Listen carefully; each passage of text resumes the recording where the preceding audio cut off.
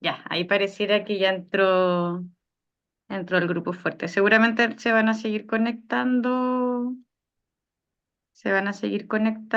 los que vayan llegando unos minutitos atrasados, pero para estar acorde con la agenda vamos a dar inicio.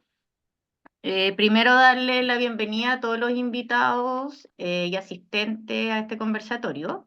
Este es un conversatorio que nace a partir de la interacción de dos núcleos milenios, ambos con investigadores alojados en la Pontificia Universidad Católica y además con investigadores asociados en otras universidades, en distintas universidades a lo largo de Chile. El conversatorio de hoy día es una unión entre investigadores del núcleo milenio LM2C2 y el núcleo milenio MOVI. El núcleo milenio LM2C2 lo que se enfoca en estudiar desajustes que existen en el mercado laboral. Con desajustes son básicamente desequilibrios o brechas que pueden existir en la unión entre la oferta de trabajadores y la demanda de trabajadores, y analiza desde el punto de vista científico y con evidencia cuáles son los impactos que esto genera en el bienestar de la sociedad. Tiene un enfoque de investigación para el diseño de políticas públicas. Y por otro lado, tenemos el núcleo MOVI, que es un núcleo milenio sobre movilidad intergeneracional, que se enfoca en estudiar cómo las distintas generaciones en Chile se van moviendo, por ejemplo, en términos de educación, en términos de ingreso, en términos de posición socioeconómica, etcétera. Tiene también un enfoque científico y está planteado con el objetivo de contribuir al desarrollo y diseño de políticas públicas en Chile.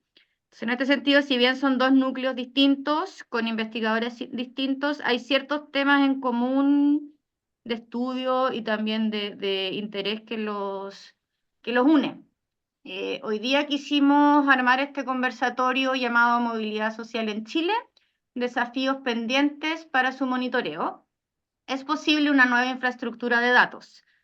Nos acompañan hoy día el profesor Mauricio Buca, es profesor asistente del Instituto de Sociología de la Pontificia Universidad Católica.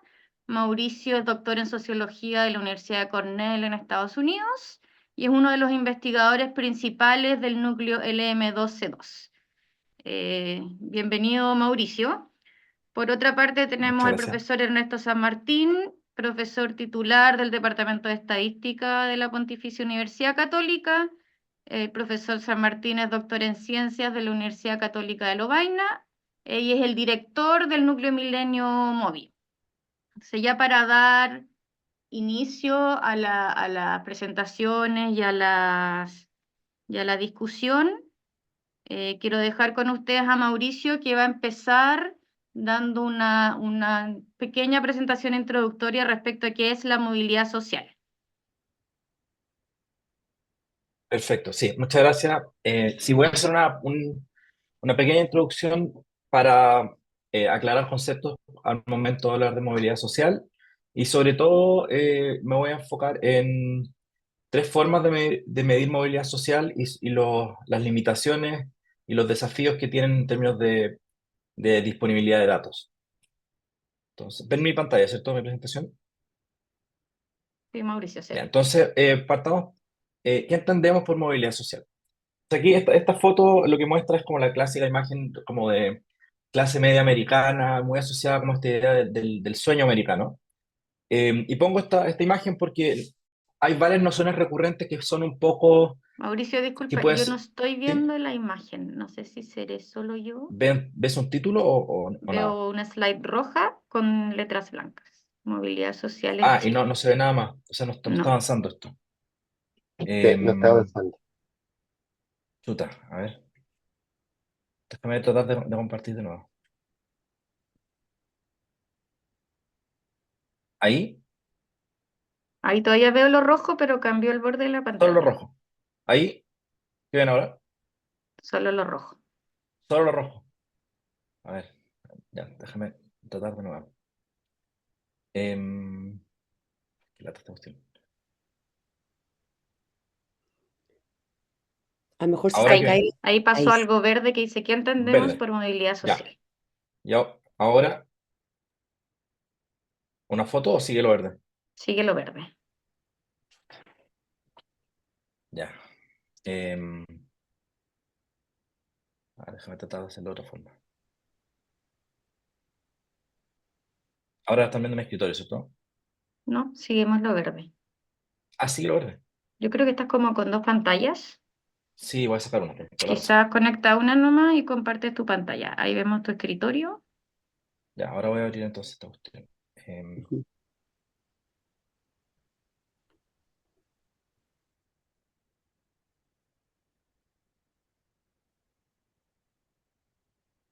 Ya, ahí ven. Ahora sí, Vemos tu escritorio. ven mi escritorio todavía. No ven la Sí, presentación. no. Oh, a ver, déjame salirme de esto. A lo mejor si dejáis de compartir y vuelves a compartir, Sí, eso va a ser. Bueno, lo que no sé es cómo dejar. Ah, interrumpirla. Ya. Ahí, Dice nociones recurrentes en discurso eso, público. eso. Ahora ven una Y foto ahí o no. vemos una imagen de una familia americana. Eso, ya, perfecto. Ya. Ya. Entonces, les decía, ¿qué entendemos por movilidad social? Originalmente este es un concepto súper, en varios sentidos ambiguo porque tiene connotaciones que son todas relacionadas, pero no necesariamente la misma. Y por tanto, lo primero que voy a hablar es como nociones típicas sobre lo que se entiende cuando se habla de movilidad social en el discurso público. Normalmente cuando se habla de movilidad social, se tiende a hablar de un tipo específico de movilidad social que es la movilidad social ascendente. Esa es la idea cuando, por ejemplo, los políticos dicen que tenemos que lograr una sociedad que tenga más movilidad social. Muchas veces están hablando exclusivamente de movilidad social ascendente. Otra cosa muy común al hablar de movilidad social es esta idea del American Dream, que es movilidad social ascendente de tipo muy larga, o sea, la persona que parte desde un origen muy humilde y logra llegar hasta ingresos muy altos o posiciones de mucho prestigio social. Em, otra idea también asociada a esta idea de movilidad social para todos o la tierra de las oportunidades, la idea de que los países pueden transformarse en espacios donde todos pueden progresar simultáneamente. Ahora, todas estas ideas también están vinculadas a otras nociones de justicia y de justicia distributiva, tales como igualdad de oportunidades o meritocracia. Muchas veces se usa la movilidad social como un indicador o como una medida de el nivel de desigualdad o igualdad con que las oportunidades son distribuidas entre las personas de una sociedad. O sea, esta idea de jugar en una cancha pareja o en una cancha que está eh, que es dispareja en favor de alguien y en perjuicio de otro. Y también es bien recurrente en el debate político hacer una suerte como de antagonismo entre eh, sociedades móviles versus sociedad igualitaria en términos de recursos. Entonces, muchas veces se asocia ideas liberales con la idea de promover una sociedad en la cual hay mucha movilidad social, sin importar la desigualdad de recursos, mientras que discursos más asociados a la izquierda tienen que ver con justicia distributiva en términos de recursos y no solamente en términos de oportunidades. Ahora, cuando hablamos de movilidad social, generalmente estamos hablando de movilidad social intergeneracional y el núcleo móvil en particular se centra en este tipo de movilidad social. Eh, Sin embargo, todas las nociones que presenté recién, que están presentes en el discurso público, de alguna manera tienden a combinar o confundir dos tipos de movilidad que son bien distintos y que no son necesariamente excluyentes unos con otros. Una cosa es la movilidad absoluta, y esto es una cosa muy simple, es la movilidad intergeneracional absoluta consiste en comparar la posición absoluta de los padres respecto de lo que logran sus hijos cuando son adultos. Y esto pueden pensarlo en términos de cuánto ingreso tenían mis padres cuando yo tenía 15 años versus cuánto ingreso tengo yo ahora como adulto, cuánta educación obtuvieron mis padres, cuánta educación obtuve yo como adulto. Esa comparación es una comparación en términos absolutos, eh, y por tanto, con ese tipo de métricas es donde podemos pensar en movimiento ascendente o inmovilidad o descendente. Sin embargo, lo que usualmente nos interesa como académicos no es solo la movilidad absoluta, sino que también la movilidad relativa, y muchas veces principalmente la movilidad relativa, en el sentido que nos interesa, dado que las sociedades de una generación a otra sufren cambios estructurales, por ejemplo, hay crecimiento económico, o hay expansión educacional, o hay cambios en la estructura, en la estructura ocupacional, lo que nos interesa muchas veces es conocer cómo la posición relativa de los padres, o sea, piénsenlo como un ranking, dónde se encuentran los padres rankeados en su generación, cómo eso afecta la posición relativa de los hijos en términos de ingreso o de educación o de ocupaciones cuando ellos son adultos. Y esta idea de movilidad social relativa eh, no, eh, implica que necesariamente para que alguien suba, alguien tiene que descender. Hay un juego de suma cero. No es posible tener que todo el mundo experimente movilidad social relativa ascendente, por ejemplo. Eso no puede ocurrir.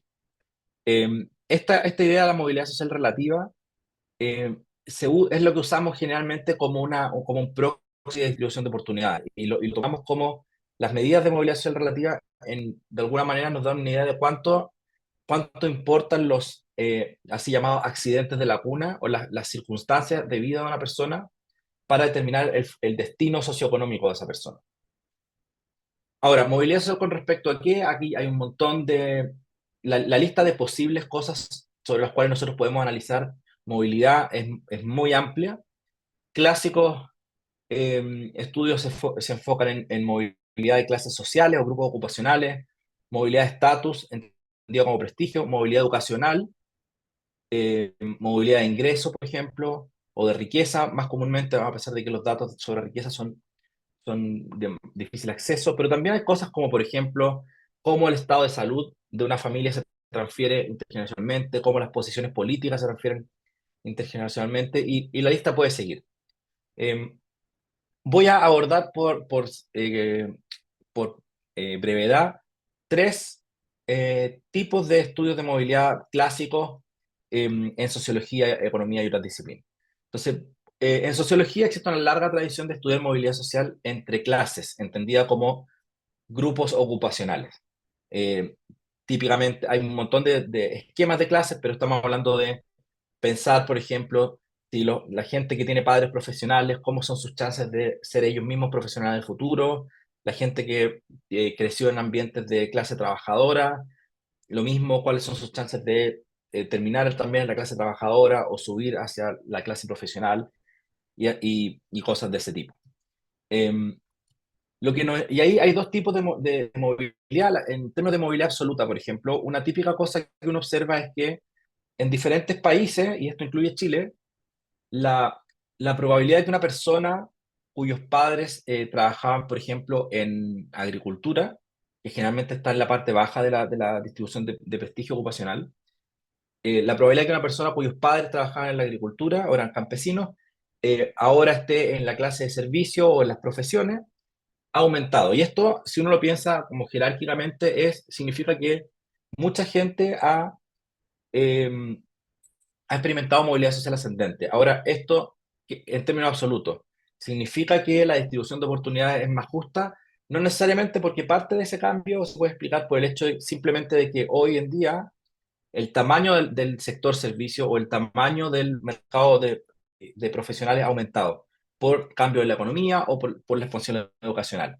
Entonces, realmente para hablar de distribución de oportunidades en términos de posiciones ocupacionales, usamos métodos para medir lo que llamamos fluidez, que es decir, que es una forma de medir cuánto importa la ocupación de los padres en términos relativos, su posición ocupacional en términos relativos, para determinar o influir en el logro ocupacional de los hijos en términos relativos, controlando por el hecho de que las sociedades cambian en términos estructurales. Como digo, en términos estructurales me refiero, cambian en términos de su composición educacional, ocupacional, en términos de ingresos, etc.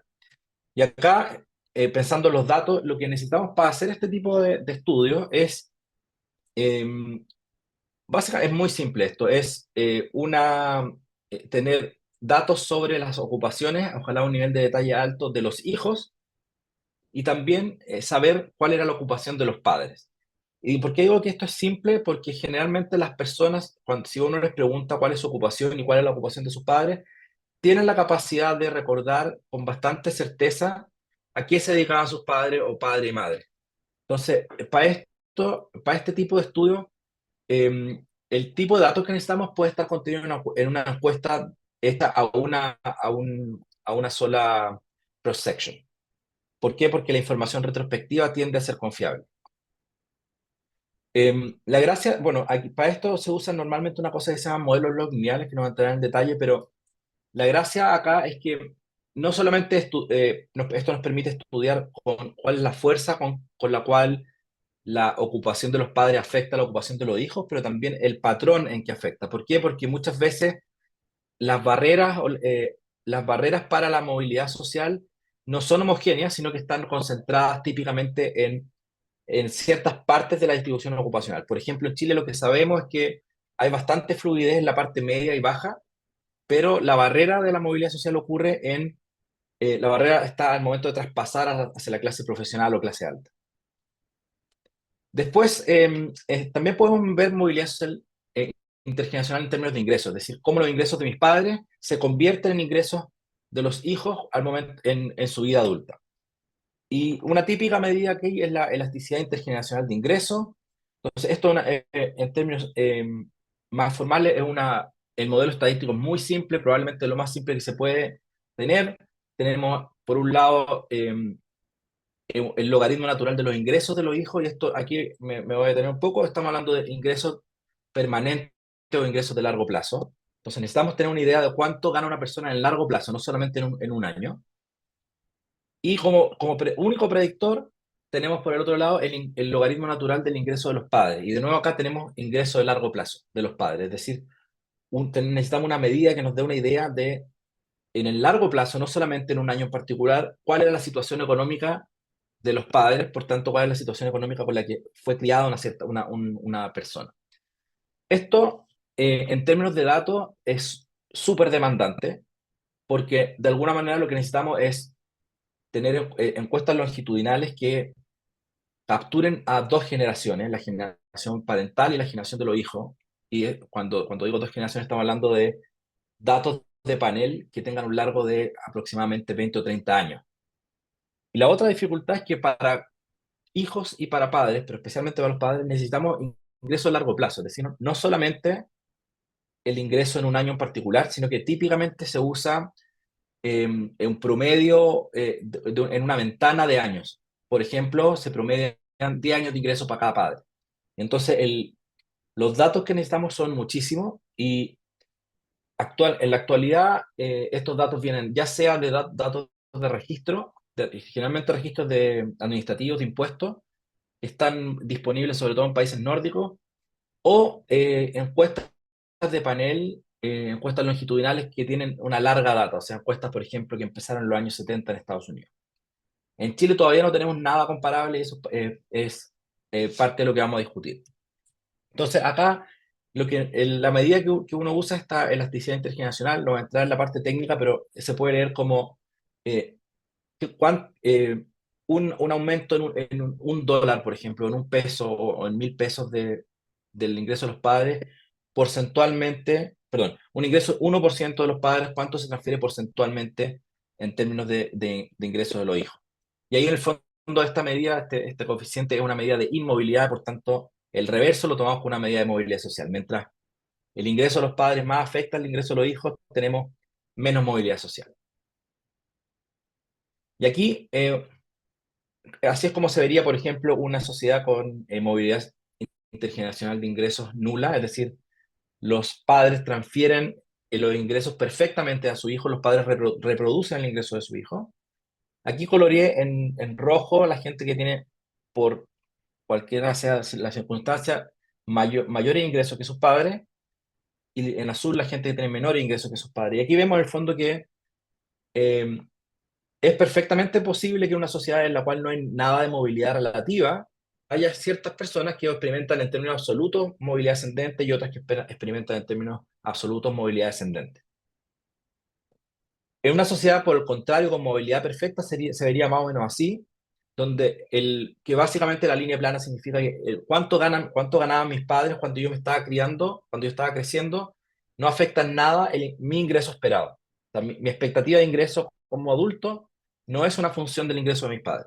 Ahora, sociedades de este tipo no conocemos empíricamente, pero también aquí, también en este escenario, uno tendría ciertas personas que en términos absolutos van a ganar más que sus padres y personas que en términos absolutos van a ganar menos que sus padres. Y esa sería movilidad absoluta y que no tiene que ver con la movilidad relativa. En este caso tendríamos movilidad relativa perfecta. Las sociedades que conocemos se parecen un poco más así, un coeficiente, una elasticidad intergeneracional de 0,5 empíricamente es alta, pero es algo que es plausible dada la evidencia que tenemos para diferentes países. Esto significa que más o menos la mitad de la variación en los ingresos se transmite de una generación a otra. Ahora, para un mismo nivel de movilidad relativa, nosotros podemos experimentar movilidad absoluta en diferentes direcciones dependiendo simplemente de cosas como el crecimiento económico. Entonces, por ejemplo, nosotros podemos pensar en países que tengan baja movilidad social en términos relativos, pero donde todo el mundo crezca de una generación a otra en términos absolutos. ¿Por qué? Porque el país crece parejo. Entonces, por ejemplo, acá ese sería el panel de la derecha. Contrario, por ejemplo, sería el panel de izquierda. Contrario sería el panel de la derecha, donde hay cierta movilidad en términos relativos, pero todo el mundo decrece, así que hay decrecimiento económico.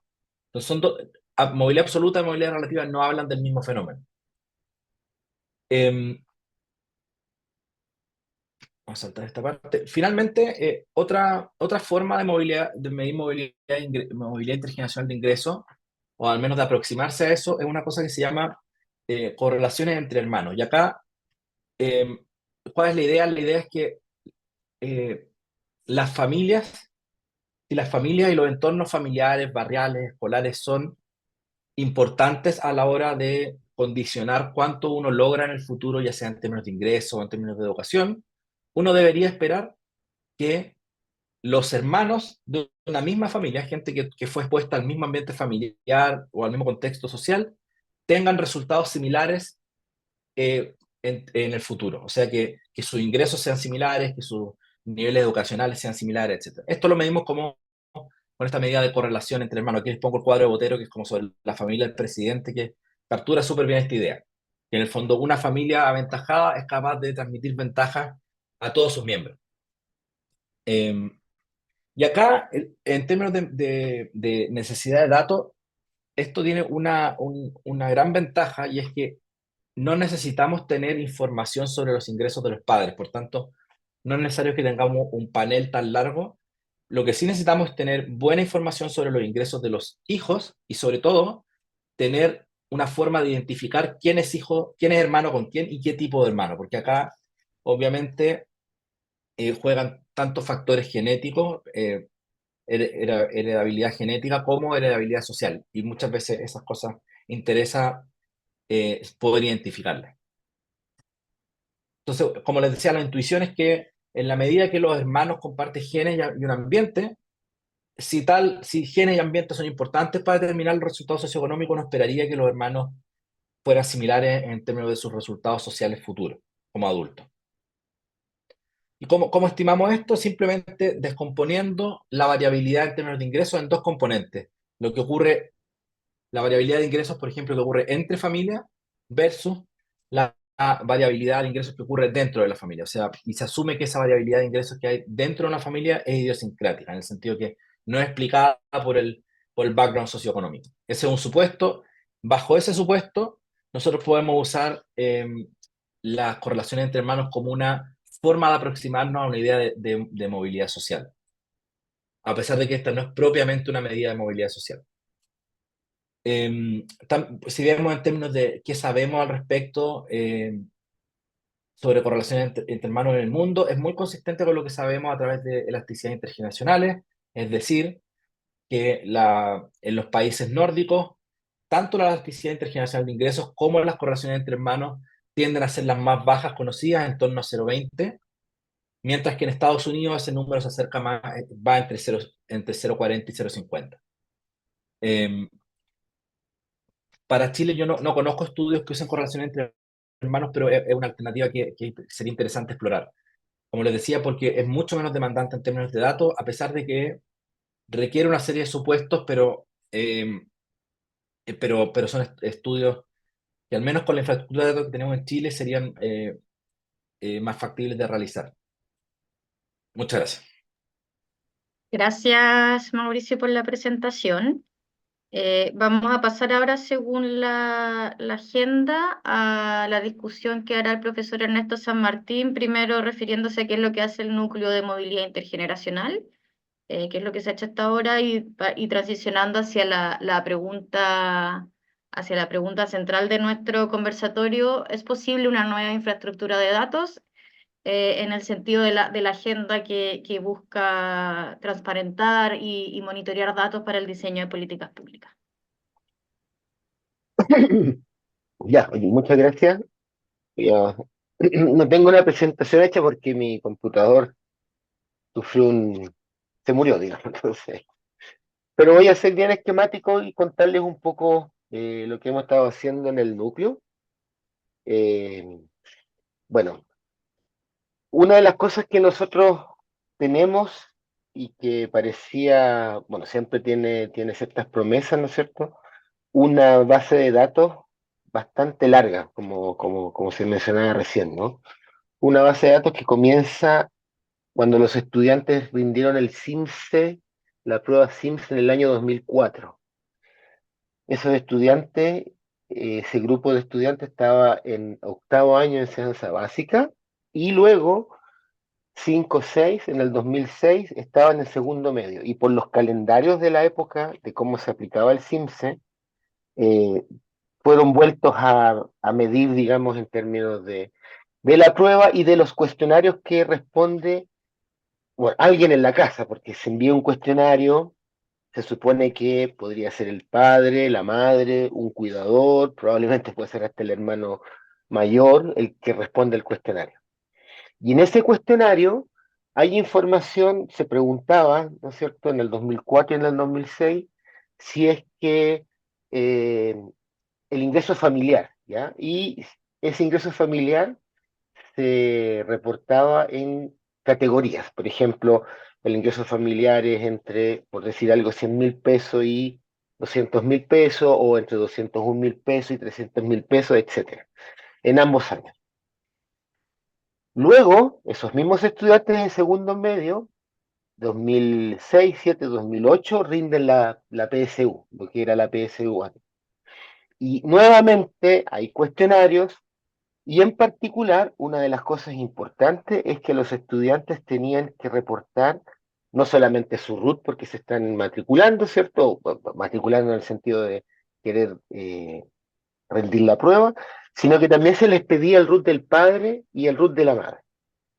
Y también había una pregunta en relación a cuál es el ingreso familiar, y nuevamente, ¿no es cierto?, estaba hecho en categorías. Y luego de ahí pasan los años, estamos en el 2000, dije 2008, y luego tenemos una base de datos a partir del 2006 en adelante, donde hay información del seguro de cesantía. Por lo tanto, es solamente, como bien me indican todos mis colegas, ¿no es cierto?, son datos de gente que trabaja de manera, vamos a decir así, formal. Y ahí aparece, ¿no es cierto?, el ingreso del mes a mes, ¿no es cierto?, de las personas. ¿Por qué es importante lo de la PSU? Porque en principio, y aquí ahora quiero tratar de mostrar un poco, y lo que decía hace un momento, ¿no es cierto?, les decía hace un momento, cómo se trata de entender o construir el panel, porque uno dice, tenemos un enorme panel de prácticamente el 2004 al 2017, entonces podemos hacer un montón de análisis, pero hay que ir mirando. En particular, por ejemplo, solamente tenemos ingreso familiar el 2004, el 2006 y el 2008, mientras que, de acuerdo al seguro de cesantía, donde estaría el hijo o la hija, después de, digamos así, 10 o 11 años, tenemos su ingreso individual. Y entonces, bueno, no es tan evidente llegar y hacer el análisis de, como bien lo decía hace un momento, ¿no es cierto?, de movilidad absoluta o de movilidad relativa, pero en particular de movilidad absoluta. Entonces uno dice, bueno, ¿cuál es la posibilidad de lo que nosotros podemos hacer? Entonces solamente les voy a poner un ejemplo para que vean la dificultad que esto tiene, digamos. Yo tengo el root, bueno, para empezar no tenemos los root porque son datos sensibles, ¿ah? Es una base de datos que se construye al interior de un ministerio. Ustedes saben que las bases de datos que dependen de la Agencia de Calidad ahora, la Agencia de Calidad de la Educación, tienen una máscara de root y con esa máscara de root podemos siempre linkear las bases de datos a lo largo del tiempo. Pero sin embargo, para que se pueda usar la base del seguro de cesantía, la base del seguro de cesantía tiene los root, no es público, sino que la maneja el Ministerio de Desarrollo Social, y ellos, ¿no es cierto?, también pueden tener acceso al modo en que se enmascara un root y pueden pegar, ¿no es cierto?, la base de datos del seguro de cesantía a lo largo del tiempo y además con la PSU del 2008 y los CIMSES 2004-2006. Pero cuando tenemos acceso a la base desaparecen los roots. Sí podemos entonces detectar un padre o una madre con ingreso individual en el 2006 por el seguro de cesantía y ir a mirar, ¿no es cierto?, el hijo o la hija en el 2017. Y ahí uno podría hacer algo.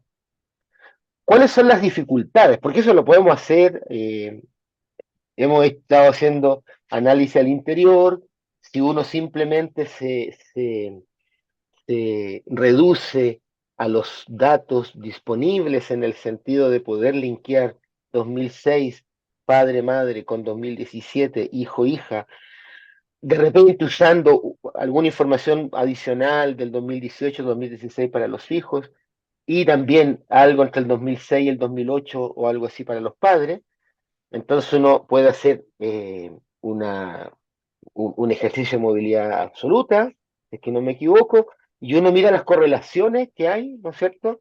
Y son súper altas las correlaciones. O sea, estoy hablando de correlaciones entre, no sé, punto 88 hasta punto 95. Eso quiere decir que no hay una gran diferencia de salario, pero solamente entre aquellas personas de las cuales pudimos tener acceso a los datos.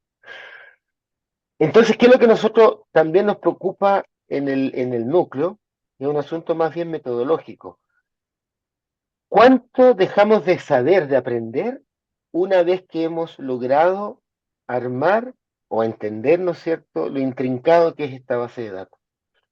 Entonces, por ejemplo, hay personas que observamos en el 2017 su root, pero ellos no reportaron el root de sus padres o madre en el 2006. Y por lo tanto no los puedo encontrar en la base que tenemos. Entonces tenemos datos faltantes, digamos, en la variable que caracteriza el salario de los padres. También puede ocurrir que efectivamente observamos el salario de unos padres, vamos a mirar en la base de datos en el 2017 y no está el salario o el ingreso de los hijos. Tenemos entonces unos datos faltantes, ¿no es cierto?, donde conocemos ahora padres, pero no observamos los hijos. Y también, dado que tengo la base misma, puedo darme cuenta también que ocurre que hay otra información, pero no está ni el salario de los padres ni el salario de los hijos. Tengo entonces unos datos faltantes simultáneos, voy a decir así. Y una de las cosas que uno se pregunta es si yo volviese a hacer el mismo análisis con estas tablitas que nosotros podemos poner aquí los salarios de los padres, los salarios de los hijos, y hacemos estas tablas que se mostraban en la presentación anterior como una transición, y uno se podría preguntar qué pasa si tomo en cuenta todos estos patrones de datos faltantes. ¿Cuánta incerteza puede ser, cómo decirlo? ¿Cuánta incerteza puede ser descrita en relación a lo que estamos dejando de saber? Voy a terminar con esto. Claro, uno dice, podemos mejorar probablemente la data. Ahí había una súper buena idea, me pareció una súper buena idea lo de los hermanos, ¿no? Podemos intentar mejorar eso. Pero yo creo que hay que ser como cuidadoso en el siguiente sentido. Una cosa sería generar una gobernanza de datos que nos permita, no sé, recoger en el tiempo datos de ingreso, también pueden ser, como muy bien lo explicaban anteriormente, datos de salud, datos educacionales, datos de ocupación, pero el esfuerzo de hacerlo permanentemente no necesariamente va a cambiar ciertas realidades que ocurren en los datos, como por ejemplo que a veces las personas no responden el cuestionario, que a veces las personas no quieren revelar cierta información, que a veces la persona en un momento desaparece un mes o qué sé yo, varios meses del seguro de cesantía, no lo sé, etcétera.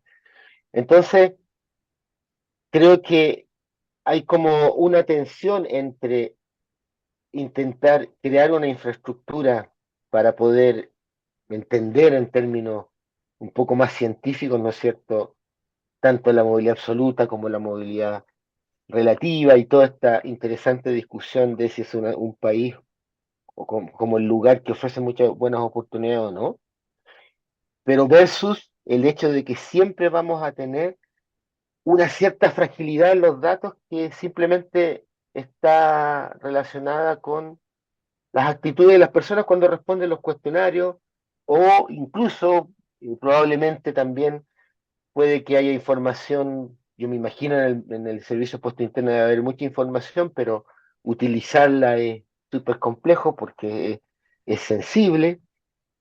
Entonces, es como esta tensión, y eso es lo que nosotros en el núcleo hemos tratado de hacer, digamos, no solamente ofrecer y replicar las buenas ideas que hay para intentar entender la movilidad, sino también eh, como manifestar en los análisis, poco a poco, por supuesto, las incertezas debidas a estas fragilidades que creo yo algunas son imposibles de remediar, digamos. En eso hemos estado trabajando. Como les digo, y con eso ahora sí termino, teníamos o tenemos una base que promete mucho, pero cuando uno empieza a entrar en los detalles, se pone más que sí, complejo, desafiante, y uno empieza a entender un poco que a lo mejor también habría que, bueno, es casi un problema de decisión, ¿no? Gastamos mucha energía para monitorear en el tiempo o a lo mejor cambiamos el número, los tipos de datos y esa idea, por ejemplo, de vamos a ver a los hermanos, a lo mejor es mucho más interesante y menos costoso, no lo sé. Eso. Gracias, gracias Ernesto. Ya cerrando estas dos presentaciones, quería pasar a la parte del conversatorio propiamente tal, enfocado en los desafíos y oportunidades que existe para la creación de nuevas bases de datos y transparentar datos y mayor accesibilidad de datos para el estudio de la movilidad social y de la movilidad intergeneracional. Y en eso a cada uno les quería hacer la misma pregunta. Basado en la experiencia y en lo que han investigado hasta ahora y en los resultados de investigación que ha generado el núcleo, ¿cuál sería la principal recomendación, si le preguntaran cuál es la recomendación más importante a su experiencia, que ustedes darían pensando en una nueva infraestructura de datos para estudiar la movilidad social? ¿Voy yo? Dale. Ya. Es difícil decir cuál sería la principal, pero en términos como idea paraguas, te diría que si los datos que tienen que ver con ingresos pudiéramos, y que están dispersos en diferentes instituciones, porque como decía Néstor, está el Servicio de Impuesto Interno, está el seguro de desempleo, están las encuestas de ingresos, etcétera. Pero si pudiéramos de alguna manera replicar lo que se ha hecho con los datos educacionales, con esta idea del root enmascarado que hoy en día nos permite una cosa que hasta hace poco no era posible solamente por la imposibilidad de linkear los datos, porque los datos educacionales siempre han estado, siempre hemos tenido SIMSE, PSU y son datos de registro. Y hoy en día lo que se puede hacer con datos educacionales simplemente por el hecho de tener un root enmascarado en los diferentes bases de datos, o sea, las pruebas del CIMSE, qué sé yo, los registros de las escuelas, sobre las notas de los estudiantes, la asistencia y muchas otras cosas. Hoy en día con eso los investigadores que se dedican a temas de educación pueden reconstruir prácticamente trayectorias completas. Em, con los ingresos, como decía Ernesto, pasa que hay problemas que son esencialmente distintos y más complejos, como el hecho de que los datos de ingresos son más sensibles, los reportes de ingresos no son no es tan fácil como tomar una prueba estandarizada como el CIMSE. Y bueno, en Chile particularmente hay mucha gente que está fuera del mercado formal, con el mercado, y sobre la cual sabemos poco, pero creo que un primer paso sería eh, establecer una cierta coordinación entre las diferentes fuentes donde hay datos de ingreso y poder avanzar hacia tener una suerte de root enmascarado también. Si fuera el mismo root que ya tenemos para los datos educacionales, sería genial porque podríamos vincular lo que pasa en las escuelas con lo que pasa en el mercado laboral, con todas las dificultades que siguen existiendo, pero ya sería un gran paso. Porque en el fondo de aprovechar los datos que hoy existen, pero que no Sí, están linkeados entre que no están ellos. linkeados, exactamente. Lo otro hay que tener paciencia porque ya en Chile están andando eh, encuestas longitudinales que tienen datos de ingresos, solo que empezaron hace menos de 10 años, quizá un poquito más de 10 años, así que tenemos que esperar unos 20 más para tener cubierta 2 generaciones. Gracias, Mauricio. Ernesto, misma pregunta. Chuta, no sé, súper buena idea le queda a Mauricio esto de la máscara de Ruth. Eh, yo creo que una de las dificultades que a veces existen, a lo mejor en el imaginario, o tal vez también en un problema real, ¿no es cierto? Es que, ay, van a ser mi salario, mi ingreso, pucha, yo voy a quedar, voy a ser así como medio desnudo frente a un tercero o unos terceros que van a saber lo que realmente yo tengo, etcétera, y eso como que pone nerviosa a la gente. Entonces, normalmente hablamos, ¿no es cierto?, de, comillas, los datos sensibles, incluso los datos de salud pueden ser bien complejos, bien sensibles también, y por supuesto que si tuviésemos la misma máscara de Ruth y pudiésemos coordinar varios ministerios para tener mejores, linkear los datos que hay, ya sería fantástico. Probablemente, por supuesto que esto puede resultar costoso, no lo sé, para poder dejar tranquilo a todos nosotros, digamos, en relación a los datos, que los va a ver un tercero, ¿no? Uno podría pensar en esta idea que yo sé que existe en algunas partes. No necesariamente hay que copiarla igual, pero por lo menos la idea vale la pena. Supóngase que logramos juntar varios datos de varios ministerios, que es educación, trabajo, algo del servicio de puesto interno y por ahí algunas cosas de salud. Entonces, si hubiese una institución, como está hace tantos años, ¿no es cierto?, en discusión está el nuevo el Sistema Nacional Estadístico o algo así, este proyecto de ley, si hubiese una institución, esa institución podría publicar, por decir así, como una base de datos en blanco, donde solamente aparecen los, el nombre de las variables, qué sé yo, en cada una de las columnas. Y que me digan, ¿no es cierto?, que es un dato a nivel individual, si individual lo vamos a entender por una persona, un ciudadano, ciudadana, o es un dato a nivel agregado, a lo mejor a nivel de escuela, a nivel de comuna, etcétera, etcétera, etcétera. Y que los investigadores sepan los datos que hay, a lo mejor tengan incluso algunas estadísticas descriptivas, como por ejemplo, esta es la cantidad de datos faltantes que hay por cada una de las columnas de esta matriz vacía. Y lo que hace uno, que es lo que siempre hacemos, ¿no es cierto? Analizamos, no sé, podemos poner un modelo muy complicado, muy simple, y uno manda los modelos a esta institución, y son ellos los que corren los datos. Y después ellos devuelven la salida, y uno las analiza, y vuelve a pedir, y vuelve a hacer cosas, De manera que los datos nunca yo los veo, digamos, en términos materiales, y probablemente eso podría ayudar a cuidar y a tener menos, ¿cómo decir? Que la gente tenga menos susceptibilidad de decir, chuta, en realidad van a saber mis datos y anda a saber qué van a saber de mí, etcétera. A lo mejor, claro, eso significa tener una institucionalidad, como se ha planteado ya desde varios años, un nuevo INE, con un refuerzo en términos de profesionalismo aparentemente mucho más alto, pero sería a lo mejor una solución porque, claro, siempre se va a decir, ¿quién va a tener acceso al servicio de puesto interno? Nadie, pues.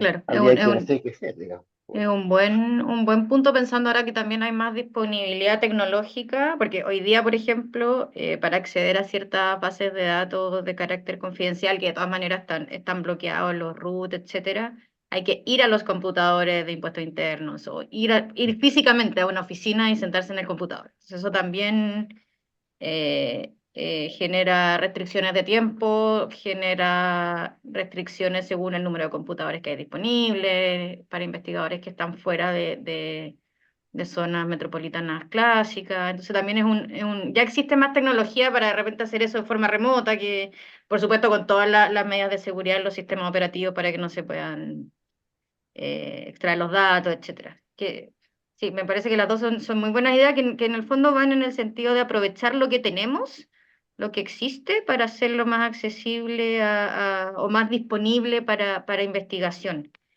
Que no es Quería poco, o sea, hacer, hay harta data. claro, ¿Puedo decir algo al sí, respecto? Sobre lo que decía Ernesto de la sensibilidad de estos datos. Cualquier tipo de avance en esta línea de tener, de institucionalizar más el uso de los datos va a ser, yo creo, una mayor protección en términos de seguridad de datos con respecto a lo que hay hoy, porque hoy en día no es que los datos no se estén usando, los datos se están usando, pero la gente que tiene acceso a los datos es gente que circunstancialmente ha pasado por algún ministerio, tiene algún contacto en alguna institución, y hay investigaciones con usos de diferentes datos del Servicio de Impuesto Interno, del Seguro de Cesantía, y el acceso a esos datos no es el mismo para todos, y las condiciones bajo las cuales esos datos se entregan no están reguladas. Normalmente, yo, por ejemplo, he trabajado con datos muy sensibles norteamericanos y la regulación es muy clara. O sea, tengo que firmar una cuestión legal, que si yo traspaso los datos me meto en un problema con la ley.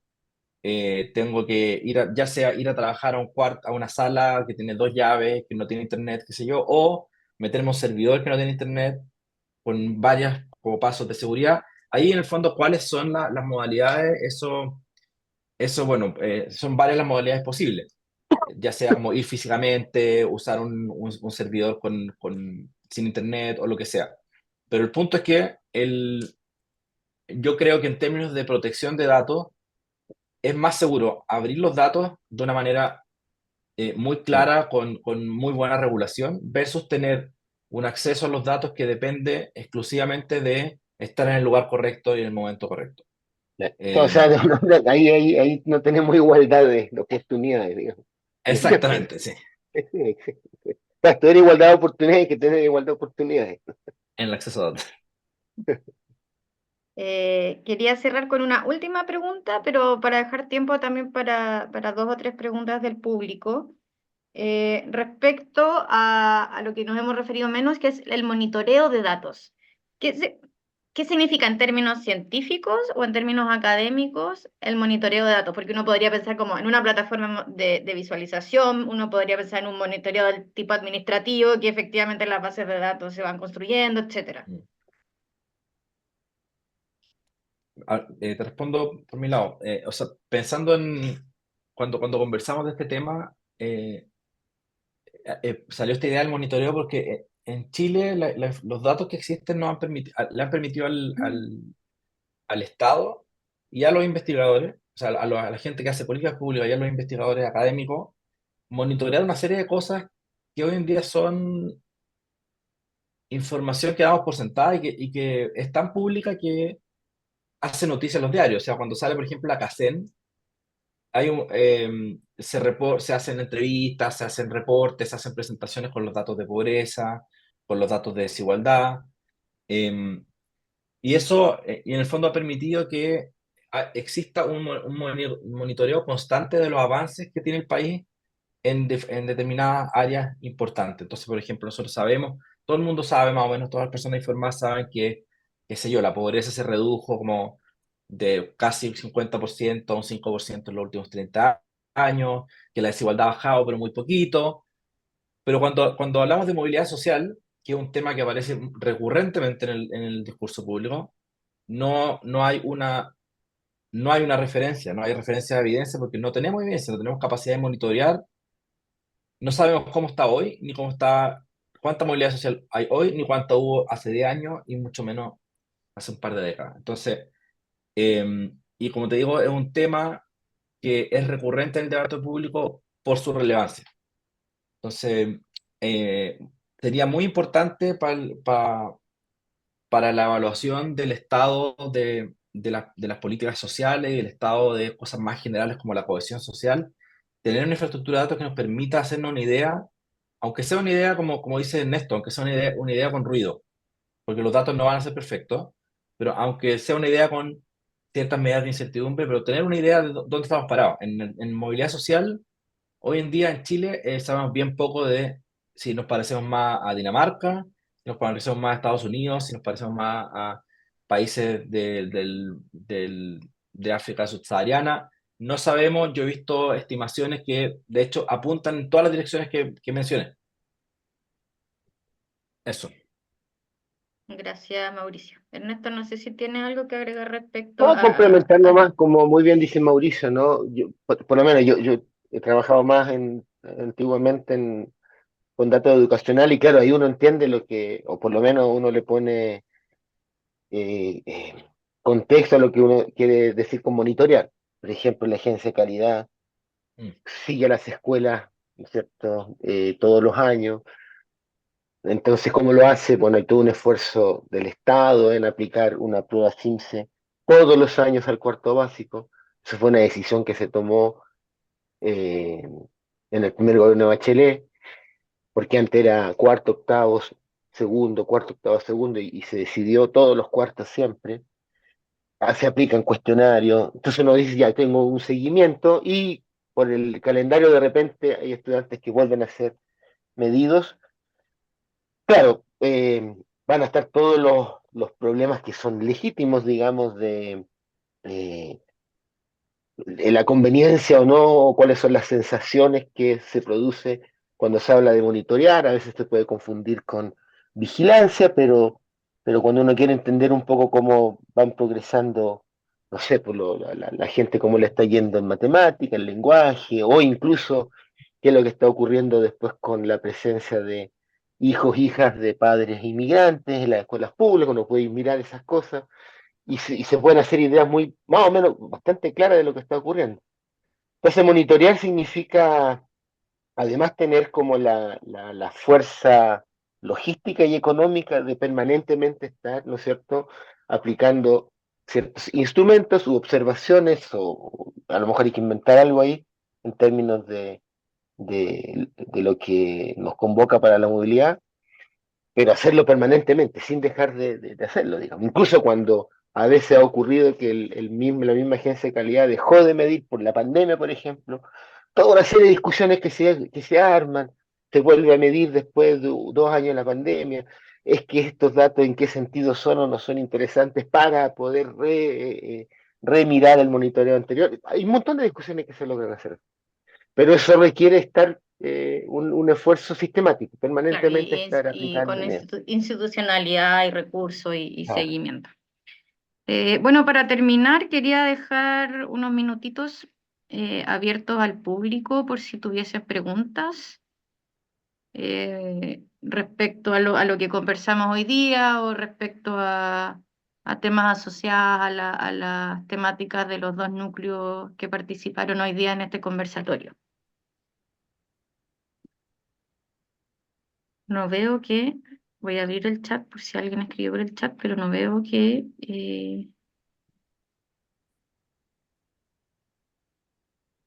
pareciera que no tenemos preguntas.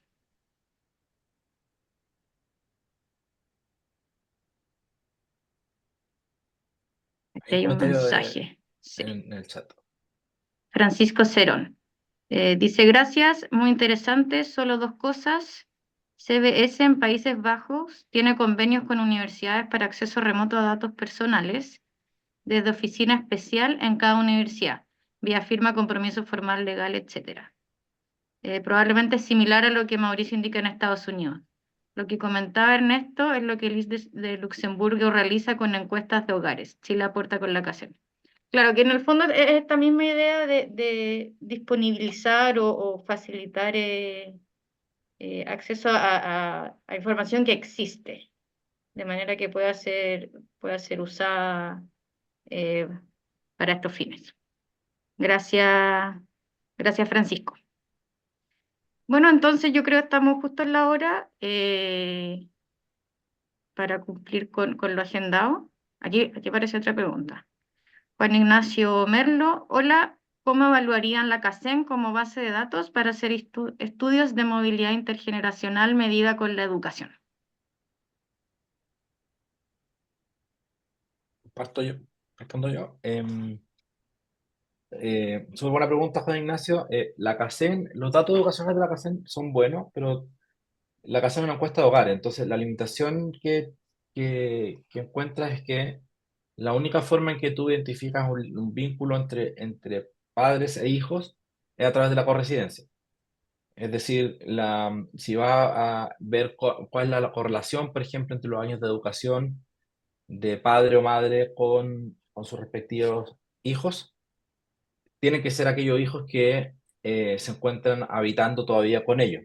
¿Cuál es el problema de eso? Que em, no es, no es muy plausible pensar que el logro educacional es independiente de la cohabitación.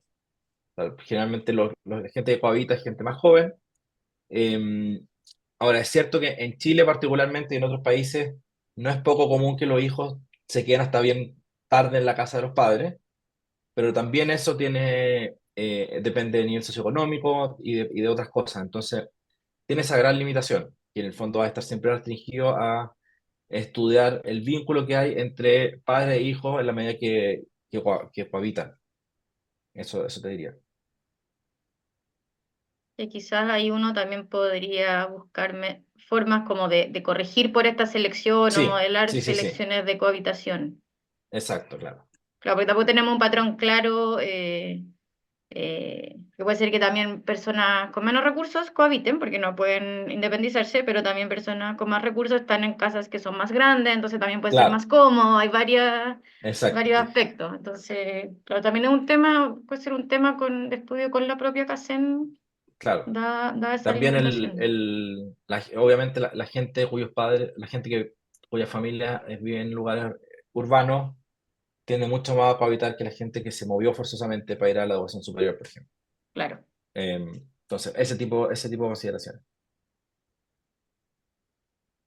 Eh, ahí te contestó Juan Ignacio. Podría ser un tema de investigación, Juan Ignacio. Bueno, con eso entonces vamos a dar por cerrado este conversatorio. El conversatorio quedó grabado eh, y va a ser publicado en plataformas de los núcleos que como tenemos sus datos se los podemos hacer llegar, los periodistas los van a contactar. Por si es que Ahí Catalina quisieran, pregunta algo bien Catalina. importante. No Eh, existirán dificultades con el hecho que sea información ya existente. Me refiero a que podrían ser datos que cuando personas los entregaron en su momento, no les preguntaron si podían ser utilizados de esa manera. Sí, yo pensaría que es algo, no sé cómo la respuesta legal de abogado, pero sí, es un punto. Sí, Ahora, en difícil. general, las encuestas tienen cláusulas que son datos que van a ser usados para estudios y que van a ser anonimizados, etcétera. Entonces quizás es una cláusula amplia, pero no sé en pero términos muy legales. varios de estos datos ya existentes en realidad no es que las personas la hayan entregado, son datos de registro. Por ejemplo, el Servicio de Impuestos Internos, pero ahí de nuevo la respuesta es un poco la misma. Habría que ver cuál es la regulación específica, pero cuando uno accede a los datos de ingreso de una persona a través del Servicio de Impuestos Internos, no es que la persona permitió que el Estado supiera su ingreso, más bien el Estado ejerce como el derecho de informarse Claro, del ingreso de las diferentes personas. Eh, claro. y con las pruebas con el SIMS entiendo que es más o menos lo mismo. Sí, Eh, Porque ahí los entonces ahí, apoderados bueno, firman claro. también. Pero sí, eso es un gran tema y un tema que excede nuestras competencias de cientistas sociales. Creo que es un tema más de abogados. sí. Es un muy buen punto. Sí. Bueno, Muchas gracias, Catalina. queríamos agradecerles, Mauricio, Ernesto, también a todos los Gracias por todo. participantes, por darnos este tiempo para discutir respecto a, a academia, a investigación, a implicancia en políticas públicas. Así que les agradecemos su interés. Como les contaba, si tienen cualquier duda y si quisieran revisar el conversatorio para más adelante, nuestro equipo de los núcleos los van a contactar con esa información y se va a difundir. Así que muchas gracias a todos, gracias Mauricio y gracias Ernesto por su tiempo. Muchas gracias a ti por la Gracias. coordinación y a Gracias. todos los asistentes por el interés. Muchas Estoy gracias. muy Chao, bien. Ernesto, que estés muy bien. Cuídense. Chao, chao, Chao a todos, gracias. chao, Marcela.